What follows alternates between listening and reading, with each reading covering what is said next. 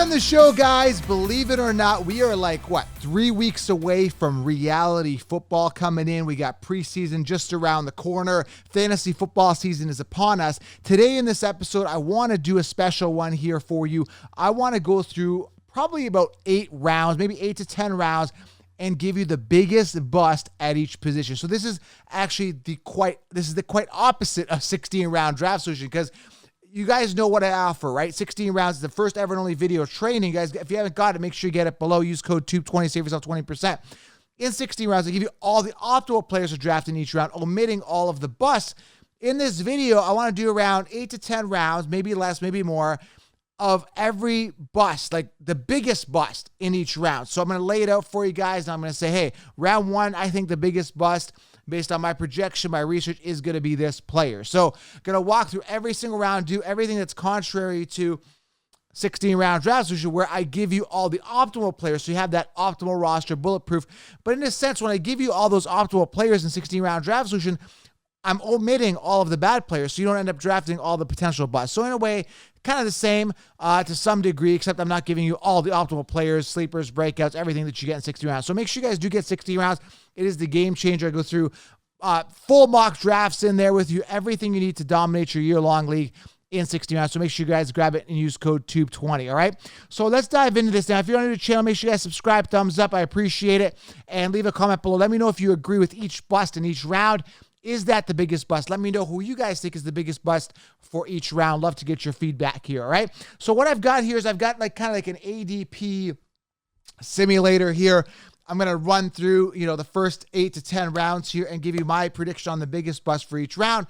And again, it's based on 12-person league, 1-point PPR, all right, guys? So you understand, 1 quarterback, 12-person league. All right, let's dive through this. So round 1, we kind of see our usual suspects here, a lot of copy and paste action going on here, but I see a lot of Dalvin Cook in round 1. So I'm kind of tempted to make him my biggest bust in round 1, because if you remember last year, he was a top 5 pick and he busted. I think he finished 16th amongst running backs last year, yet again not finishing a season. I'm almost tempted to go with him. I am looking at Cooper Kupp here because I know he's going to decline significantly this year, and that's really going to push him out of that first, second round pick, which people are going to be drafting him under. So it's a total coin toss for me based on those guys. I think CMC, there's a chance that he's going to bust. He's coming off very early, coming off within the top 4 or 5 picks. I don't see it, guys. New offense, new team. Baker Mayfield's in there. I think he may throw more.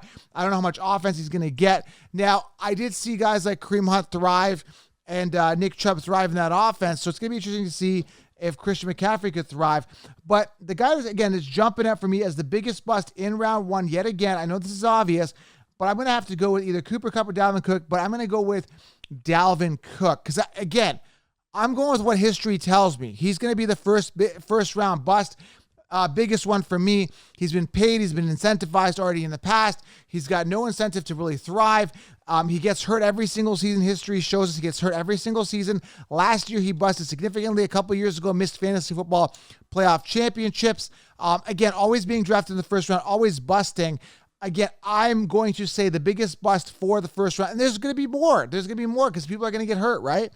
Jonathan Taylor could bust. I mean, there's no way he's going to duplicate those numbers, right? So if I had to choose that almost guaranteed is going to bust, it's going to be Dalvin Cook. Again, this is a very tough one because I know others that are going to bust as well that I'm going to be fading. And you're going to see that in the 16-round draft solution. And you're going to see the guys that I really like in all the rounds, okay? So, and again, some people think, well, Joe, tell me who to draft in the first round, the second round, the third round. What do I do with my first 4 picks? Guys, the league winners are picked in the later rounds. I remember years ago, I had Pat Mahomes when everyone was sleeping on him. I drafted him in around the 10th round, and that was the year he broke out. Henry, I had Henry drafted, I think it was around 4 or 5. That was the year, and I knew when to draft him based on ADP. That was the year everyone had Damian Williams ranked ahead of him. Also, Josh Allen was behind Baker Mayfield a couple years ago. I got him in and around round 10. People were drafting Baker Mayfield. Last year, I had Deebo Samuel and Cooper Kupp drafting them while people were drafting Robert Woods and Ayuk. So it's about anticipating, and that's what I give you guys in 16 rounds. You're going to see the breakouts before they happen and project things so you're light years ahead of the competition. Make sure you get 16 rounds, right? Round 2, the biggest bust in round 2. So I got to take a look at the suspects in round 2, who's being drafted in round 2. Guys like DeAndre Swift is coming off round 2. Devontae Adams falling to round 2. Nick Chubb. Oh my God, Aaron Jones, Tyreek Hill. Guys, there is so many busts here coming off in and around round 2. So the question is, who is the biggest bust in round 2? And that's something that I've been going back and forth in my head here, looking at it. And again, it could be Aaron Jones because Dylan took a step up last year.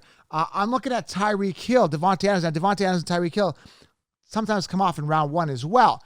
I think both those guys are overrated. So this one's a tough round for me. Round 2, there's going to be a lot of busts, okay? You got to be aware of. James Conner, I mean, this guy was inflated last year. I see him coming off in round 2.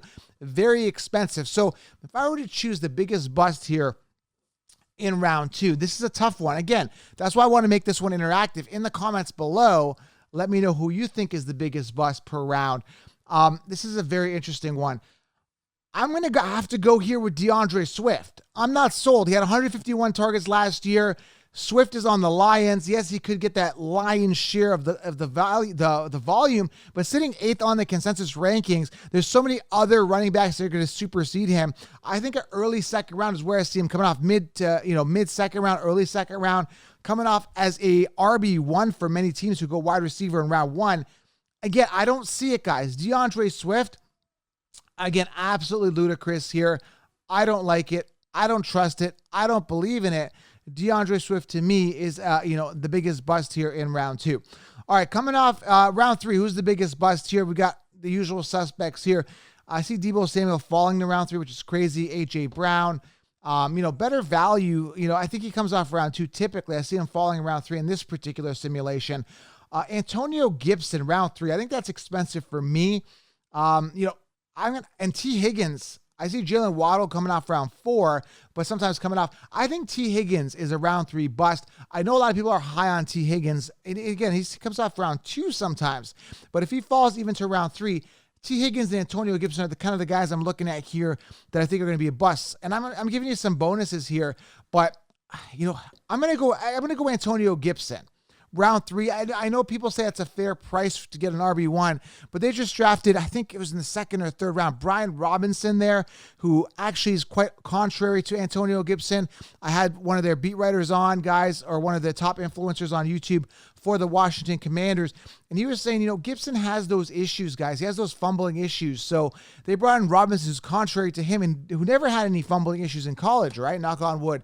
And literally, Gibson, I think, is one fumble away from losing his job. And then they've got McKissick there, catch the ball in the backfield. I'm not buying the Antonio Gibson at all. So I think he's going to be a big 3rd round bust. All right. Now, as we go later in these rounds here, it's a little easier to project busts in the earlier rounds. So this is something you have to understand. Well, Joe, you told me this guy was going to bust in round 7. Dude, you got him in round 7. Maybe I should keep this up to, round 7, 5, 6. I don't want to go too deep into rounds because you're like, well, Joe, you told me he's a 10th round bust. That doesn't make sense. So I think we got to keep it in the lower rounds. All right, guys. And I should have said that, but I just want to deep dive for you and talk about other potential busts. But believe me, there will be some busts in the 10th round. So that's why I wanted to push it. So maybe we'll do like 6 to 8 rounds type thing. But let's keep going. Let's see how it goes. All right. All right, round 4 here. Again, I see Travis Etienne in and around this round 4. I don't like him, okay? And again, I think, James Robinson comes back. He's the RB1. Etienne could boom, but he's on Jacksonville. I think they got some decent receivers here that are going to get the ball. He could be a factor, but I think with James Robinson, you are looking at a guy that, a lot of people are drafting as an RB1, where they're going like 0 RB, and Etienne ends up being their RB1. I think that's risky. Again, I definitely do see the ceiling. I'm personally not buying it. I don't know if you guys are, but I see him busting this year. I don't trust him here, okay? Again, coming off round 4, I'm not investing a 4th round pick in a Travis Etienne question mark here at all, okay? Round 5, I see Clyde Edwards-Helaire here. I get a lot better value than when he was in round 1 a couple years ago. Everyone is saying, well, Joe, I got to go and grab myself a Clyde Edwards-Helaire round 1. I'm like, I don't really trust him at all. I don't think the volume is going to be there on the Chiefs. So when I'm looking at a guy at round 5, I don't trust him. I'm still not investing a 5th round pick. And that's where 16 rounds comes in, because there's so many better options there to draft in and around round 5, which I like. And he's definitely not one of them. Clyde Edwards-Helaire, I don't see it. I'm not spending a 4th round pick on a guy I don't trust. I still think volume and talent are an issue there with the Chiefs, a team that likes to air the ball quite a bit. Okay, so recapping the first 5 rounds, we talked about round 1, Cooper Kupp, don't trust him, but I went with Dalvin Cook. Round 2, we talked about a bunch of busts there, including DeAndre Swift is kind of my favorite bust there for round 2. Again, there's other guys, excuse me, like Nick Chubb, guys like that. Round 3, we talked about it. Antonio Gibson, not a guy I trust. Round 4, we talked about ATN. I think people are kind of overrating him, although I do see a ceiling there. Round 5, we see Clyde Edwards-Helaire coming off. Round 6 here, who's a bust? Now, there's a ton of guys coming off round 6, including Chris Godwin, Chase Edmonds, Juju. You know, again, this one's another tough one because you're still getting a bit of value for these guys. You're like, okay, well, I got Juju in the 5th round. He kind of busted. He didn't do as well as I thought. I thought he'd be a wide receiver 1. Then you're like, well, it's not that big of a deal. I spent a 5th or 6th round pick on him. So round 6, I still think a guy like Juju, I'm not spending a 6th round pick. So is he going to bust? Yeah, I think he's a little overrated. They brought in Sky Moore. They got in a rookie Justin Ross. They've got themselves Mecole Hardman. They've got Travis Kelce. Again, I'm not really sold on Juju being a phenomenal or good player, and he's not going to fill those Tyreek Hill shoes. So again, what I say is a bust, not necessarily, but a guy I'm going to be avoiding for that round. Okay, guys? And again, my tune is changing here from calling people bust to I'm not going to draft him. So understand how the flow of this is going because, again, I still think they're busts of players, but they may kind of perform average to kind of be like, well, it'll soften the blow. It doesn't feel as hard of a blow to you guys if you draft him in the round 6. Okay, so Juju, I don't trust. I don't even trust Chase Edmonds out of Miami here, 6th pick. There's better players I'm drafting 6th round. Okay, guys? Round 7 here, I see a bunch of guys that I do like. I see Miles Sanders coming off here round 7. I'm not sold. And I'm not going to be drafting Miles Sanders. So he's going to be my 7th round guy that I'm going to fade. And I'm going to call him a bust for this round. I'm just going to fade him round 7, all right? Going into round 8, this is going to be an interesting one here because there's so many options here. Round 8, let's go through this. With round 8, again, in that situation with a lot of suspect players. Now I see Rashad Penny coming off here. I see Myles Gaskin coming off here. I see Michael Carter, Devin Singletary, and all 4 of those guys are going to bust. So I just gave you a bunch of bonuses in that round. I'm fading all those guys coming off in that round. Again, Michael Carter is coming off here round 8. And I get it. Like, you know, he was the running back 1. They brought in Breece Hall. But apparently, from what I'm hearing, the coaching is saying that Breece Hall is going to be the guy. Again, I'm not sold on Michael Carter here at all. At all. So he's going to be the guy I'm going to fade. Rashad Penny. I think Kenneth Walker's the guy. Rashad Penny, if you look at him, a lot of people are high on him, drafting him as their like RB2. Not sold on Rashad Penny. I'll tell you why. Last year down the stretch, he did pretty good. I understand that. But look at the teams he was playing. He was playing the Lions. He was playing, I think, the Texans, and he was playing the Bears. When he played the Rams, he averaged 2.9 yards per carry. Didn't look that good. So he had some easy matchups.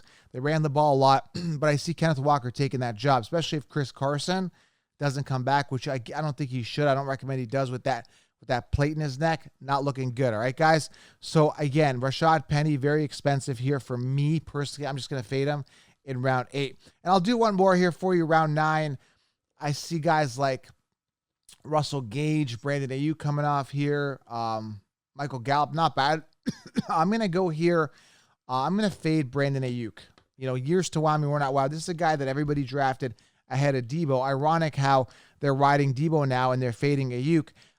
You know, I think Ayuk, I'm just not going to be drafting here. Not even in round 9. Not touching him. Don't trust him. Don't like him. Don't care for him at all. Even Russell Gage could have a good early start to the season with Godwin being sidelined.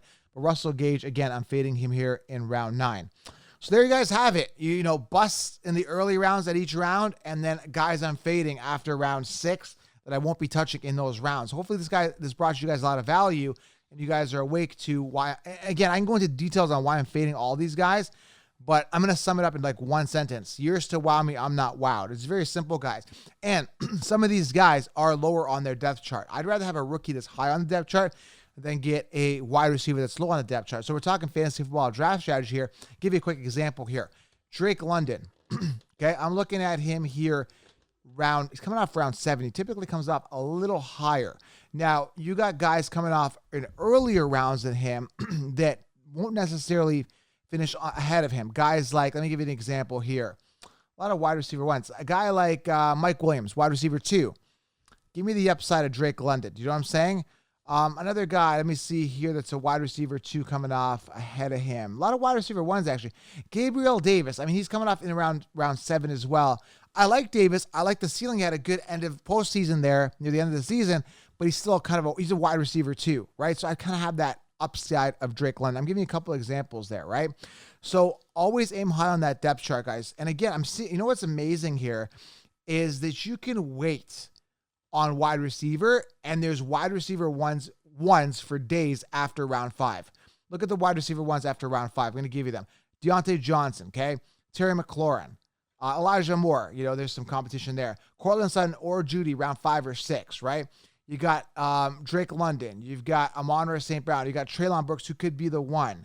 Again, you've got Allen Lazard, who could be the one as well, coming off in the 8th round, right? Adam Thielen coming off round 8 in this particular draft. Christian Kirk, right? All these guys are pretty much wide receiver 1s or 1Bs, and they're coming off for great value. So anyone telling you 0 RB is absolutely crazy because that's a terrible draft strategy, all right, guys? So fantasy football bust, players to avoid each round. Hopefully you guys enjoyed this show. Gave you guys a lot of insight, a lot of content. Make sure you guys do get the 16-round drafts, which is where I go through full mock drafts, more detail, optimal players to draft in each round. Don't miss out, guys. Get the 16-round draft solution. You will crush your leagues and be light years ahead of the competition. If you're new to the channel, click that subscribe button, hit the thumbs up, and drop a comment below. Let me know which bust you have in the first 9 rounds for each round, all right? Comment, drop a like, subscribe. Thanks for being here. I'm out. Appreciate you guys. Fantasy's around the corner. Talk soon.